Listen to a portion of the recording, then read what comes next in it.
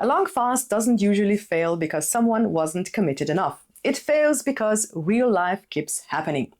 Work doesn't stop. Family still needs you. Meals still happen and events still get scheduled.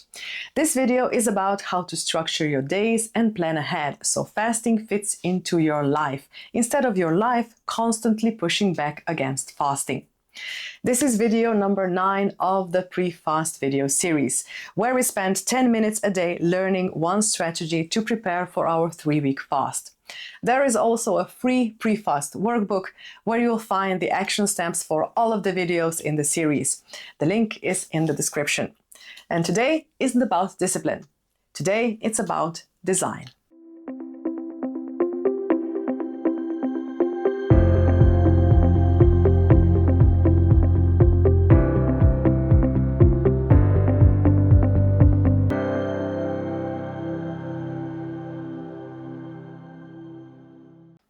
Now, most people imagine fasting as something that takes over the entire day. In reality, the opposite works better. The goal is not to think about fasting all day. The goal is to make fasting boring and predictable. Predictability lowers stress, and stress is what ends fasts early. So here's the reframe that matters most. You don't structure your day around fasting. You structure your fasting around your day. Your responsibilities don't disappear during a fast. So fasting has to fit inside them, not fight them. A stable fasting day usually has 3 anchors: a predictable morning, defined middle of the day, and calm evening wind down. Now, they don't need to be perfect. They just need to be consistent. Mornings usually are the easiest part of the fast. That's an advantage. A good fasting morning looks like: start the same way each day. I recommend weighing yourself to put a smile on your face. Also, I would recommend to avoid any decision making at this time. So your morning might look like waking up at the same time, showering, walking or stretching, then moving straight into work or routine. The goal is simple: no debate before the day begins. Now, the midday is where things usually get awkward. People eat around you, work continues, energy dips, and this is where structure matters most. A good midday plan includes pre-selected low-effort activities, knowing where you will be during meal times, and most importantly, give yourself permission to step away from commotion. You don't need peak productivity. You need a steady rhythm. And then we have evenings. Evenings are when most fasts start negotiating. Not because of hunger, but because of the day, which is slowing down, the distractions fade, and emotions start to surface.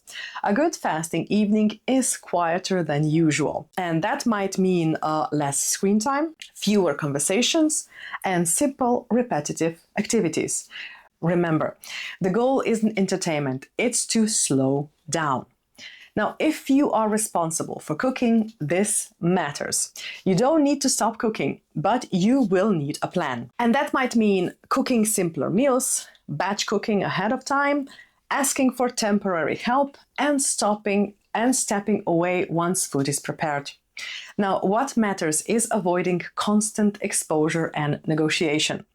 Plan this before the fast starts, not during. But all of us are different, and if you are like me, you will find that you actually enjoy cooking. And I try different recipes every fast.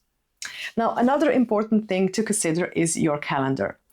This is one of the most overlooked steps. But if you're planning a 3-week fast, you need to look at your calendar at least 1 month in advance, because you will need at least 1 week to get back to your normal rhythm after you finish your fast. Now, check for business trips, birthdays, family gatherings, social obligations, or high-pressure work weeks. Fasting during a packed calendar doesn't build strength. It builds friction. So choose a quieter window if you can and time it strategically. Let's make this practical. First action step. Write down your weekday schedule and circle 1 consistent morning habit, 1 predictable midday activity, and one calming evening routine. This will become your anchors. Second tip, look 4 weeks ahead in your calendar. Highlight events that may clash with fasting and decide what to move or what to plan around. And the third action step: if you cook for others, write down exactly how meals will be handled during the fast.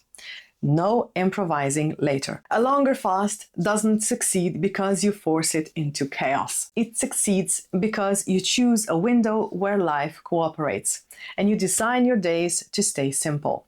In video number 10, we will talk about a major decision point: fasting while working versus taking time off, and what's really like to fast at home compared to a work environment. This will help you to decide where your fast should live, not just how long it should last. Now stay with the series, subscribe if you haven't already, and hit that bell icon so you don't miss any new videos. But most of all, use the workbook. That's how preparation turns into intentional reality.